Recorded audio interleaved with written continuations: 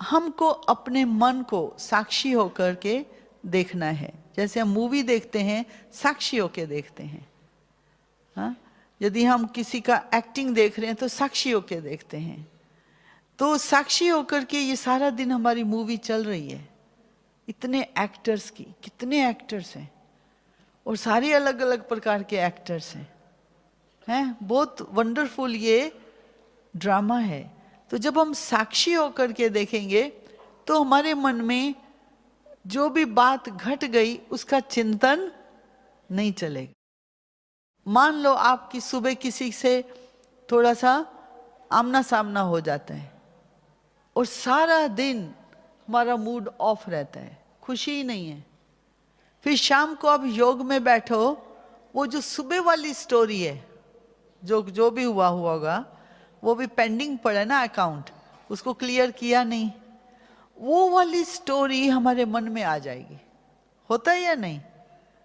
जो सुबह किसी के साथ कुछ हो जाता है तो हमारे मन में वो स्टोरी है। और शिव बाबा को याद करना तो बहुत दूर रहा, खुशी की बात तो बहुत दूर रही, लेकिन जो बात हो गई जिससे हमने दुख ले लिया या दुख दे दिया, वो जो हमारा अकाउंट बन जाता है, कार्मिक अकाउंट, फिर उसमें क्या होता है, शाम को आप जब बैठो योग में, कौन सी बात याद आएगी? बाबा या बातें? बात याद आएगी। क्यों? आप आत्मा है, आपको ही पता है क्या हो रहा है अंदर, और किसी को नहीं पता। आप योग में यहां बैठे हैं, आपके अंदर क्या चल रहा है आपको पता है। आप ही देख सकते हो मेरी क्यों खुशी गायब हो रही है। क्यों? क्योंकि वो जो स्टोरी सुबह वाली थी वो सारा दिन चलती रही। हाँ, उसने मेरी खुशी ले ली। इसलिए बाबा कहते हैं जो भी सीन आता है हमारे सामने, क्या करना है उसी समय? लेट गो कर दो, छोड़ दो।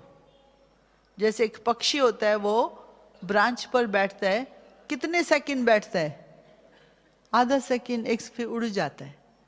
कोई बात आई, हमने देखी सुनी, खत्म, उसको लेट गो, छोड़ दो। नहीं तो हम सोचते रहेंगे, चिंतन चलाते रहेंगे, तो वो बात कभी जाएगी नहीं हमारे से और खुशी गायब हो जाएगी। तो एक बार हम लोगों को दादी ने बहुत अच्छी बात सुनाई थी। दादी जानकी ने कहा था कि वो जब ज्ञान में आई 6 महीने के बाद उसकी एक दिन खुशी गायब हो गई। कितना देखो उनका पुरुषार्थ ऊंचा था। तो उसने बाबा को कहा, ब्रह्मा बाबा को, बाबा आज ना मेरी खुशी कहाँ चली गई? 6 महीने हो गए, मैं तो बहुत खुश थी, आज खुशी कहाँ चली गई मेरी? तो बाबा ने पता क्या बोला? कहा, बच्ची तुम नहीं लौकिक लोगों को याद करती, संबंधियों को, लेकिन तुम्हारे लौकिक संबंधी तुमको याद करते हैं, तो वो खींचते हैं आपको।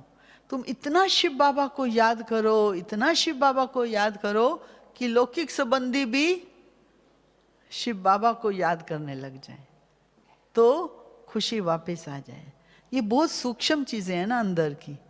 यदि हमारे अंदर का अटैचमेंट, रग, हाँ, जिसको बाबा कहते हैं पुल, खिंचाव, यदि ये हमारा है इनकी आत्माओं के साथ, वो आत्माएं आपको खुश नहीं रहने देंगी।